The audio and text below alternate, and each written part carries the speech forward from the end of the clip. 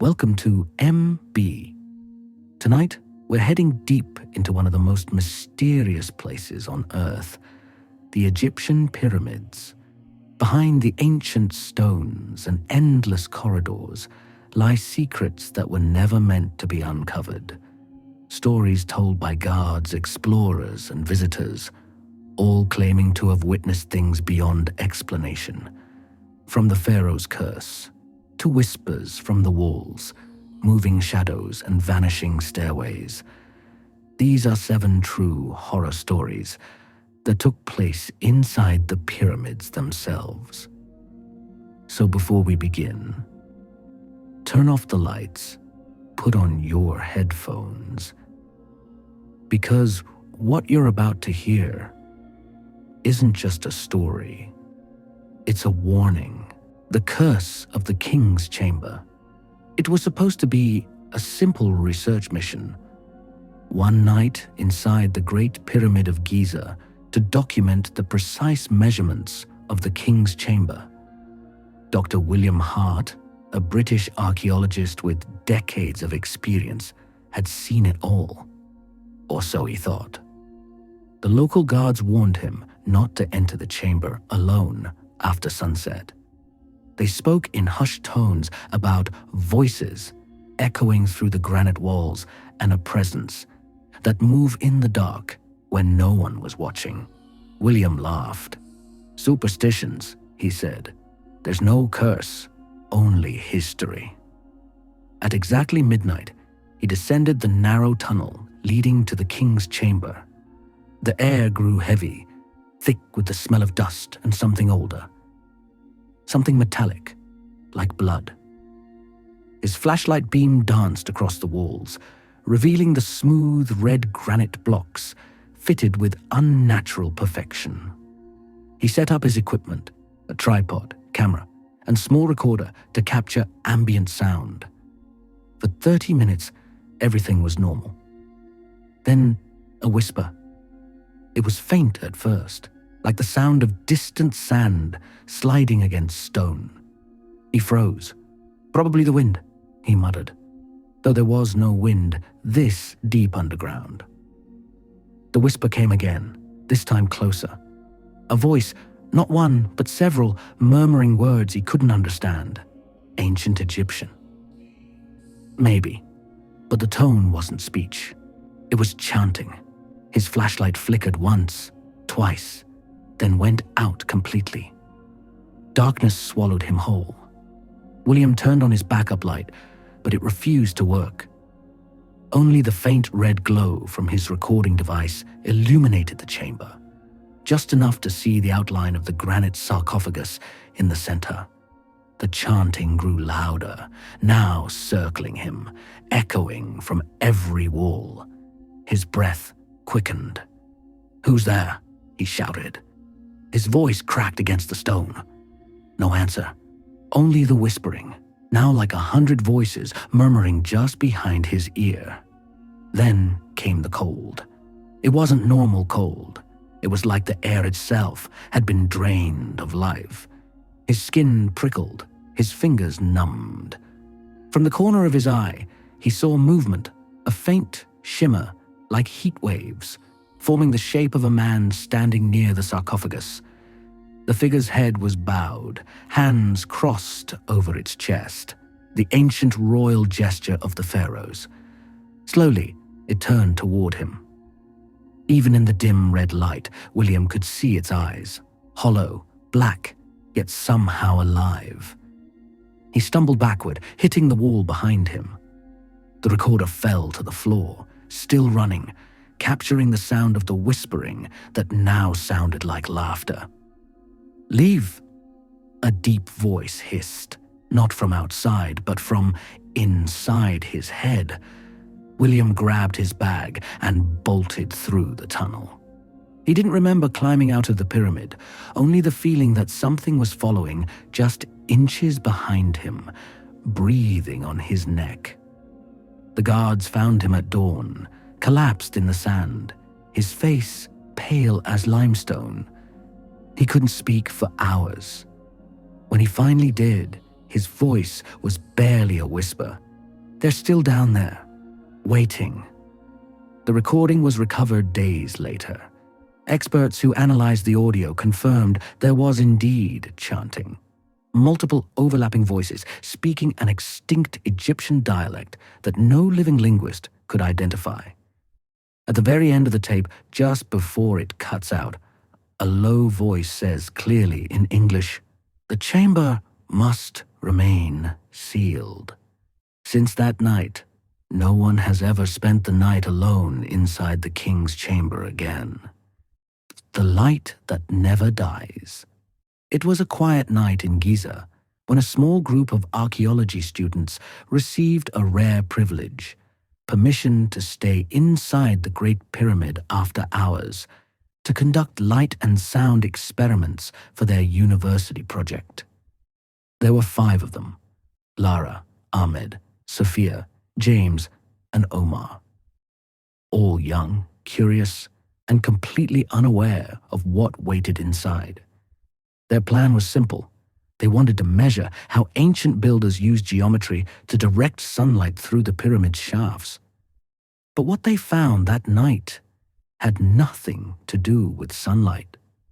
The group entered through the narrow passageway at 9:45 p.m., guided only by their LED headlamps.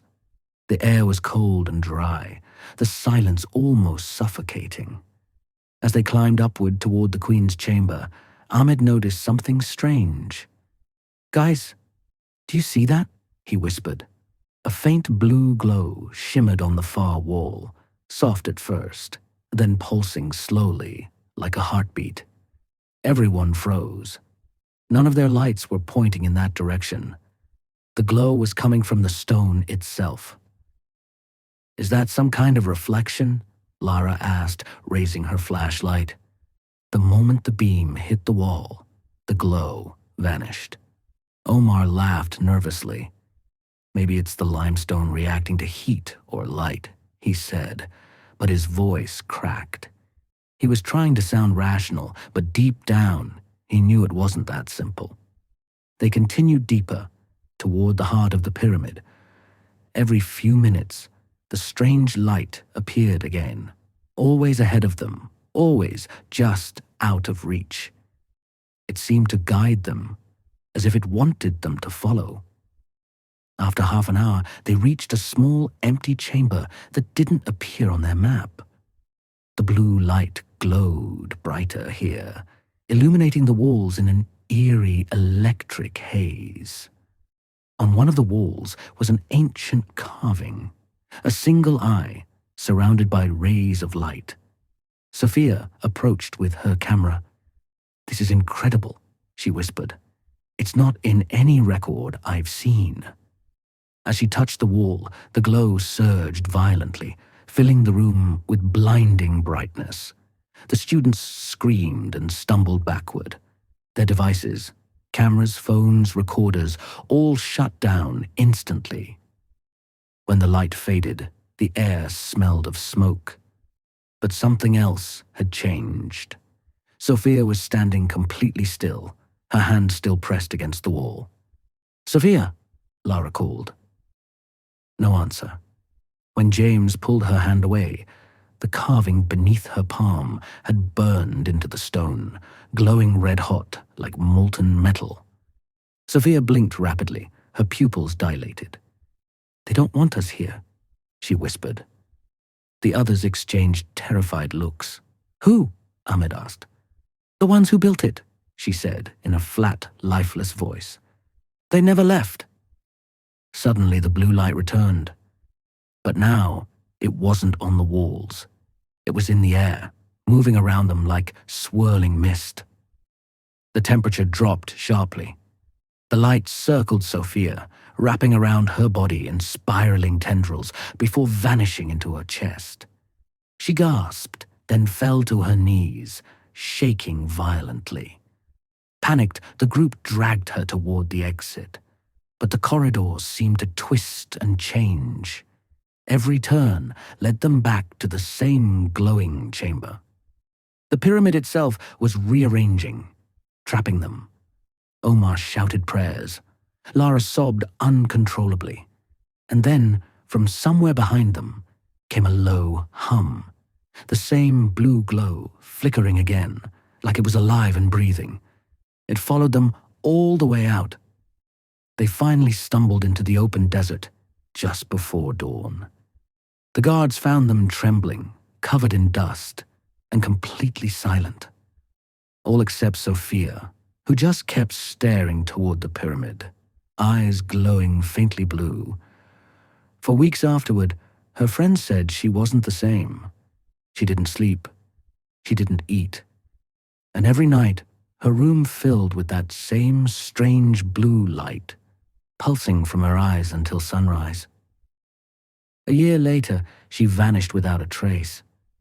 The others swore they'd seen a faint light shining from the top of the pyramid that same night. A blue glow, steady and alive, reaching up into the dark sky.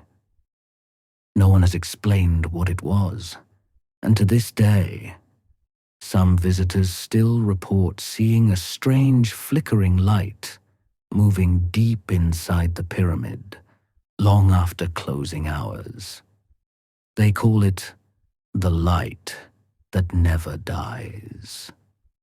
The Stairway to Nowhere. It was the summer of 1998 when Khalid, a veteran tour guide at the Giza Plateau, led a small group of tourists through the Great Pyramid. He had done this walk thousands of times. Every corridor, every chamber, he knew them like the lines of his own hand. But that day, something was different. The pyramid was unusually quiet.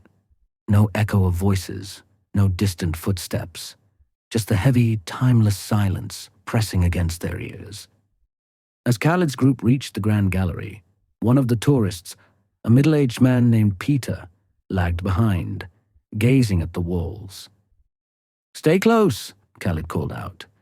"It's easy to lose your way in here."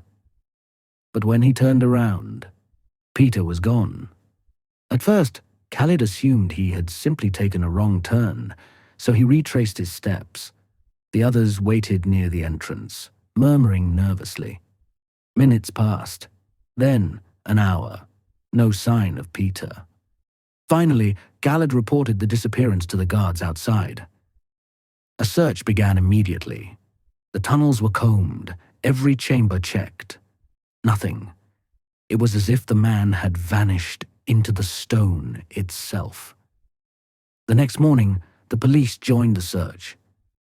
During their inspection, one of the guards noticed something odd. A thin crack along the lower edge of a wall near the king's chamber. When they pushed gently, the stone shifted slightly, revealing a narrow passage descending into darkness. None of them had seen it before. It wasn't on any map. Khalid volunteered to go down first. His flashlight barely cut through the dust-filled air as he descended. The tunnel twisted tightly, forcing him to crouch. The deeper he went, the colder it became. The light from above disappeared entirely. Then he saw it. The passage opened into a vast, hidden chamber. Empty except for a massive stone staircase that spiraled downward into pitch blackness. Each step was carved perfectly smooth, as if untouched by time. Khalid to base, he whispered into his radio. "You need to see this." But before he could finish, static filled the line. The radio went dead. He took a cautious step down. Then another. The sound of his boots echoed faintly, too faintly, as if the stone swallowed the sound whole. After about 20 steps, he stopped to catch his breath. That's when he heard it. Footsteps. Slow, deliberate, coming from below. "Peter," he called out. His voice trembled. The footsteps stopped. He waited, heart pounding, flashlight shaken in his hand. The air smelled of something old and damp, like decaying wood and salt. Suddenly, the light flickered, and for a fraction of a second, Khalid saw movement, a pale hand resting on the railing just a few steps below him. He aimed the beam downward. Nothing. The air shifted, colder now, almost freezing. A low whisper floated up from the darkness. A single word, stretched and distorted. Leave. He stumbled backward, nearly dropping his light. As he turned to climb back up, he realized something horrifying. The stairs behind him were gone. The stone wall was seamless. No exit. He turned in circles, panic rising in his chest. The chamber seemed to breathe, the walls subtly pulsing as if alive. Then, from the void below, came a faint glow. A dim orange light flickering like a candle flame.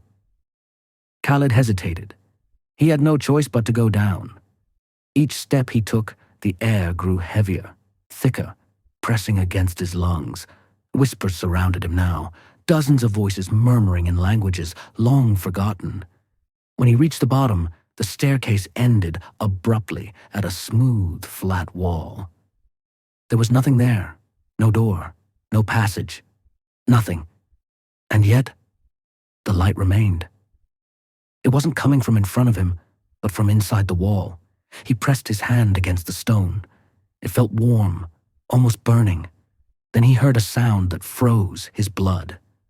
Knocking, from the other side. 3 slow knocks. Then silence. Then again, louder this time, followed by a faint, desperate voice. "Help me!" It was Peter. "Peter! It's Khaled!" he shouted, pressing his ear to the wall. The voice grew clearer, full of panic. "Get me out! Please, it's moving." Then the voice stopped mid-scream. The warmth vanished. The light faded. The chamber went silent once more. When rescue teams finally located Khaled hours later, he was lying unconscious near the wall where the staircase had been. Behind him, nothing but solid stone. No passage, no stairs. They never found Peter. For months afterward, Khaled refused to return to the pyramids. When asked about what happened, he said only one thing. There was a staircase leading down, and it wanted me to follow. In 2001, a new scanning project using ground-penetrating radar confirmed something unsettling. A massive, hollow space deep beneath the pyramid, shaped like a spiral descending chamber. Exactly where Khaled said he found the stairs. But the project was halted without explanation, and the site was sealed off. No one speaks Oku, the whispers. Behind the wall. In 2012, a team of electricians was sent inside the Great Pyramid to upgrade the internal lighting system, a job no one envied. The tunnels were narrow, hot, and filled with dust. The leader of the team, Mahmoud, had worked there many times before, but he always hated being alone inside the pyramid after dark. On their first night, everything went smoothly. They replaced the fixtures near the Grand Gallery and set up cables leading toward the king's chamber. Mahmoud stayed behind after the others left to finish securing a power line along one of the long corridors. The pyramid was silent, unnaturally so. The air was heavy, still, and electric with tension. The only sound was the faint hum of his portable light. As he crouched to tighten a cable, he heard it, a soft whisper. At first, he thought it was the radio. He turned the volume down. The whisper continued. It was faint, coming from somewhere deep behind the stone wall. A murmur of voices, like several people speaking at once in an ancient tongue. He leaned closer, pressing his ear against the granite. The sound grew clearer. It wasn't random noise. It was a rhythm, a chant. Dozens of voices repeating the same phrase again and again. But it wasn't Arabic or English. It was something far older. His flashlight flickered. The light dimmed, then steadied again. Mahmoud's hands trembled. Maybe the current's unstable, he muttered, trying to calm himself. But then the whispers stopped, replaced by a single distinct breath right beside his ear. He spun around. No one was there. The corridor stretched empty in both directions. He felt a pulse of cold air sweep across his neck, as if someone had just exhaled. The hairs on his arms stood on end. Then came the scratching. A faint, scraping noise echoed through the wall, like nails dragging slowly across the inside of the stone. Mahmoud froze. The sound grew louder, sharper. Something, or someone, was moving behind the granite. He backed away, heart racing. "Hello! Who's there?" he shouted. His voice bounced off the walls and faded into silence. The scratching stopped. For a moment, there was nothing. Then suddenly, 3 heavy knocks pounded from inside the wall, so strong the dust fell from the ceiling. Mahmoud dropped his tools and ran.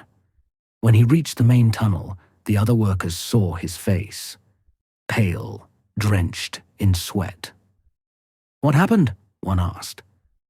Mahmoud didn't answer. He simply pointed back down the corridor, gasping for air. They went to check. Nothing unusual. No sound. No damage. Just smooth, ancient stone. Reluctantly, Mahmoud returned with them to finish the job the next night. But this time, he wasn't alone. He brought a recorder, hoping to prove that he wasn't imagining things. Hours passed with no incident. Then, just after midnight, as they tested the lights again, the recorder picked up something faint, a whispering sound. None of them heard it in real time, but when they played it back later, the voices were clear. A chorus of low, rasping whispers repeating the same words, over and over. One of the workers, a historian by training, tried to translate them. He said the phrase was ancient Egyptian. The meaning chilled everyone in the room. We were not meant to be disturbed.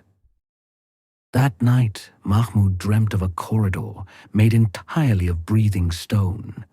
Faces pressed outward from the walls, eyes open, mouths moving silently, whispering as he walked past. He woke drenched in cold sweat to the sound of those same whispers echoing faintly from his radio, though it wasn't even turned on. When he quit the project a week later, no one blamed him. The engineers who replaced him refused to work in that same corridor. They said their tools would vanish overnight, only to reappear in strange positions, sometimes pressed halfway into the wall itself, as if the stone had swallowed them. To this day, the lighting in that specific passageway remains dim, no matter how many times it's repaired. Electricians say the power simply drains away, like the pyramid itself is rejecting the light. Visitors walking through that part of the structure sometimes stop suddenly, glancing around in confusion. They say they hear faint whispers following them, voices that seem to come from inside the walls, calling their names in a language they don't understand. And every night, when the lights go out completely, guards swear they can still hear the soft chanting begin again. The same ancient rhythm, repeating endlessly in the dark. They call it the whispers behind the wall. Adid the Moving Shadow. In 2006, a British documentary crew arrived at Giza to film a special episode about the secrets of the pyramids. Their goal was simple: capture high-definition footage of the interior of the Great Pyramid for the first time using advanced low-light cameras.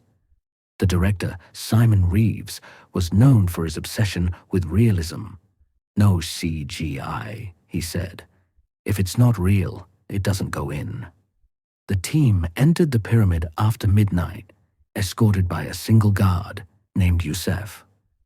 The corridors were eerily quiet, except for the hum of their equipment and the soft echo of footsteps against stone. The air inside was stifling, thick with heat and dust. The deeper they went, the heavier it felt, like walking into the lungs of something ancient that hadn't breathed in thousands of years. Simon wanted to capture a long tracking shot through the main passageway. One continuous movement, he instructed the cameraman. Make it feel alive. They began filming. For the first few minutes, everything was perfect. The glow of the flashlight, the shimmer of the stone, the faint dust swirling in the beam. Then, halfway through the corridor, the cameraman froze. "Simon, someone just walked behind you." Simon turned sharply. "What are you talking about? We're the only ones here." The cameraman replayed the last few seconds on his monitor. There, in the corner of the frame, a dark silhouette had passed slowly behind Simon. Tall, thin, and completely featureless. "Must be a shadow," Simon said dismissively. But the cameraman shook his head. "There's no light source behind you," he whispered. They continued, uneasy now, every sound amplified by the silence. In the king's chamber, they set up their main tripod for an establishing shot. The walls loomed high, smooth and cold, reflecting the light unevenly. Simon stood in the center, describing the history of the chamber while the others filmed. When they reviewed the footage an hour later, everyone fell silent. In the background, near the sarcophagus, something was moving, a shadow that wasn't theirs. It drifted across the stone wall, changing shape like smoke, but with purpose, as if it were watching. Yusef the god made the sign of protection under his breath. "We should stop," he said quietly. "This place, it doesn't like cameras." Simon ignored him. "One more take," he insisted. But during that second take, the lights flickered violently.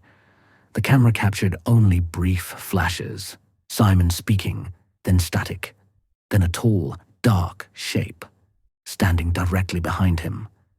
When the lights stabilized, Simon was gone. The crew panicked. They searched the entire chamber, shouting his name, but there was no response. Only the faint echo of their own voices returning from the walls. Minutes later, Yusef noticed something strange on the floor. Fresh footprints in the dust, leading away from the group and toward a corner of the chamber that had no exit. The cameraman approached cautiously, filming as he went. The footprints stopped abruptly against the wall, as if the person had walked straight into the stone. Then the wall itself began to darken, a shifting black stain spreading slowly across its surface. It wasn't paint or shadow. It moved like liquid darkness, pulsating, breathing. Suddenly, the cameras went dead. The only light left came from Yusef's flashlight, which now flickered erratically. In the final moments before it died, they all saw it. Simon's reflection, faintly visible inside the blackness, his mouth open in a silent scream. The team fled the pyramid in complete darkness, guided only by the echo of their footsteps. When they reached the surface, Simon was still missing. Authorities searched for days, finding no trace of him or the missing footage. The only file recovered was a single corrupted frame showing the empty chamber. And in the lower corner, a faint shadow stretching across the floor, shaped exactly like a man. The documentary was never released. The crew disbanded shortly after returning to London. Some refused to speak about what happened. Others claimed they still saw shadows moving in their homes. Long human shapes passing across walls even when the lights were off. One of them, the sound engineer, recorded a message before quitting the industry altogether. His voice was trembling when he said, "We thought it was just a trick of the light, but the shadow moved even when we didn't." To this day, local guards say that during quiet nights, when the wind dies and the pyramid grows still, a dark silhouette glides across the inner walls of the king's chamber, as if something is still trapped there, searching for the ones who filmed it. They call it the moving shadow. The empty sarcophagus. In 2014, a group of archaeologists led by Dr. Nadia Hassan received special permission to reopen one of the lesser-known tombs near the Great Pyramid, a chamber that hadn't been touched since the early 1900s. It was known only as Tomb X-17, and according to old expedition notes, it contained a massive stone sarcophagus that had never been opened. No one knew why previous teams had sealed it again and abandoned the site. Dr. Nadia was determined to find out. The chamber was deep underground, a narrow passage carved into limestone, humid and airless. The crew had to crawl through half-collapsed corridors just to reach the burial room. When they finally entered, the temperature dropped sharply, their breaths visible in the beam of their flashlights. In the center of the chamber stood the sarcophagus, carved from a single block of black granite, covered in symbols no one could fully translate. What unnerved them most wasn't the writing, it was the lid. It had already been moved slightly, just enough for a thin line of darkness to show through. "Looks like someone opened it before," said one of the workers nervously. Dr. Nadia frowned. "No records of that. We'll document everything." They set up cameras and began filming the process. Every sound echoed, the scraping of stone, the faint hum of the air monitors. As the team prepared to lift the lid, the ground seemed to tremble slightly underfoot. When they finally pushed the lid aside, silence filled the room. The sarcophagus was empty. Not even dust. Just a hollow, cold void, and the faint smell of something metallic, like old blood. Dr. Nadia leaned in with a flashlight. "This can't be right," she whispered. "There should be remains, artifacts, anything." Then from deep inside the stone cavity came a low, vibrating hum, like the sound of air being pulled inward. One of the cameramen stepped back. "Did you hear that?" Everyone froze. The hum grew louder, almost alive, resonating through the chamber until the walls seemed to vibrate. Suddenly the lights flickered. The monitors spiked with electromagnetic interference. When the backup light came on, one of the workers was gone. They called his name. "Omar!" But there was no answer. Only the sound of that faint hum, now fading away into silence. Dr. Nadia checked the footage. In the last frame before the light went out, Omar could be seen standing near the sarcophagus. Then, in less than a second, he blurred, his outline dissolving into static, and then nothing. The team fled the tomb in panic. But when they emerged into the daylight, Omar was already outside, standing motionless near the entrance, staring at them. "Omar! Are you okay?" Nadia shouted. He turned slowly. His skin looked pale, almost grey. He blinked once, then said in a hollow voice, "It's not empty. It's waiting." Before anyone could react, he collapsed. When they tried to wake him, he was breathing, but unresponsive, eyes open, staring at nothing. They rushed him to Cairo General Hospital. Doctors found no physical injuries, no head trauma, but his EEG showed something impossible. Every few hours his brain activity would spike violently, as if he were awake, dreaming with his eyes open. And during those spikes, he would whisper a single phrase over and over again. The one inside wants out. For weeks, the footage was studied by experts. Most dismissed it as electrical interference. But one frame, enhanced by a digital forensics lab, revealed something terrifying. Inside the sarcophagus, beneath the layer of shadow, there was a shape. A faint human outline curled tightly against the stone. It wasn't a trick of light. It was real. But when the tomb was inspected again days later, the sarcophagus was truly empty. And Omar had vanished from the hospital without a trace. Dr. Nadia retired shortly after. In her final interview, she said quietly, "The tomb was never meant to be opened. The sarcophagus wasn't built to contain the dead. It was built to trap something that refused to die." Today, Tomb X-17 is sealed again. Local guards say they still hear faint noises from beneath the sand, a deep humming sound that vibrates through the ground at night, like something vast moving in its sleep. No one goes near it anymore. They say if you stand there long enough, you can feel it calling. A voice from the darkness below, whispering your name, asking to be set free from Frashop.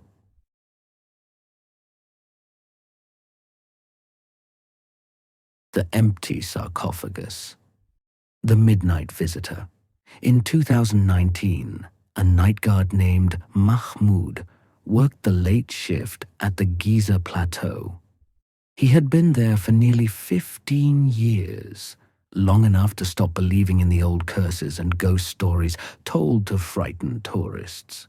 To him, the pyramids were just stone, silence, and endless sand. But one night had changed that forever. It was past midnight when Mahmoud began his usual patrol. The air was unusually still. No wind, no movement, not even the usual hum of desert insects. He walked with his flashlight, checking the perimeter lights near the Great Pyramid. Then his radio crackled, just a faint whisper of static. And a voice he didn't recognize said softly,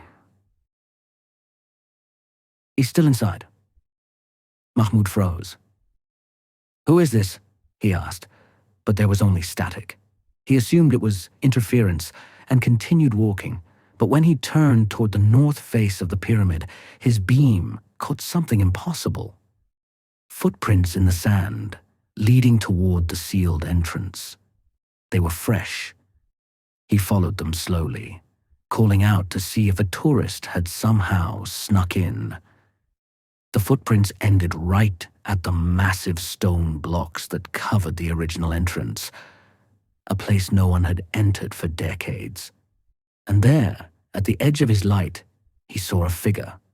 A man dressed in old desert robes, standing perfectly still, facing the wall. Mahmoud shouted, "Sir, you can't be here." The man didn't move. Then, without turning, he began to walk straight into the stone wall and vanished. The flashlight slipped from Mahmoud's hand. He thought he was hallucinating, but when he picked it up again, something else caught his eye. A faint carving had appeared on the surface of the block. It was fresh, the dust still loose, and it formed a single hieroglyphic symbol. Return. That night, Mahmoud radioed the main office, but the signal kept cutting. When he finally got through, his supervisor insisted no one was allowed near the area after dark, and that there were no other guards on duty. Feeling uneasy, Mahmoud decided to check the cameras in the security room. But the moment he replayed the footage from the last hour, his blood ran cold. In the recording, he could clearly see himself walking the perimeter. Then, from the corner of the screen, a tall figure appeared behind him, completely dark, with glowing eyes faintly visible for just a moment before the camera glitched. The time code read 12:03 a.m. exactly when he saw the man by the wall. Determined to make sense of it, Mahmoud returned outside. The desert was silent, moonlight painting everything in silver. But when he passed by the pyramid again, he noticed something new. A small opening between two of the lower stones, like the edge of a hidden door. He was sure it hadn't been there before. The air around it was freezing cold. Against his better judgment, Mahmoud leaned closer, trying to see inside. From the darkness a voice whispered, clear, low, and ancient. "You shouldn't have followed." He stumbled backward, but something inside the crack moved. A pale hand reaching briefly into the moonlight before retreating into the shadows. Panicking, Mahmoud ran to the guard station, locked the doors, and tried to contact anyone he could. The radios were dead. The phones had no signal. Then came a knock at the door. 3 slow, heavy knocks that made the wood vibrate. He stayed silent. Another 3 knocks followed, louder this time, and then a voice, his own voice, whispered from outside. "Open the door, Mahmoud. You left me inside." When the morning crew arrived hours later, the guard station was empty. The door was still locked from the inside, and Mahmoud's flashlight lay on the floor, still on, its beam pointing directly at the north wall of the pyramid. Security footage from that night was corrupted. Every camera went black at exactly 12:03 a.m., the same time the figure had appeared. Only 1 frame survived. Mahmoud, standing in front of the pyramid, with a tall, shadowy figure behind him, both facing the sealed entrance. Local guards still talk about him. They say sometimes around midnight, the radios will hiss and a familiar voice will whisper, "He's still inside." And if you walk close enough to the pyramid after dark, you might see a faint light moving across the sand. A flashlight beam that never stops searching. They call him the Midnight Visitor. Outro, MB. The sands of Egypt hold more than just history. They hold whispers, shadows, and the echoes of those who never left. From ancient curses to vanishing explorers, the pyramids still keep their darkest secrets buried deep beneath the stone. If you enjoyed these stories, don't forget to like, subscribe, and turn on the bell so you never miss the next descent into darkness. This is MB, and remember, some places were never meant to be disturbed. Good night, if you can sleep.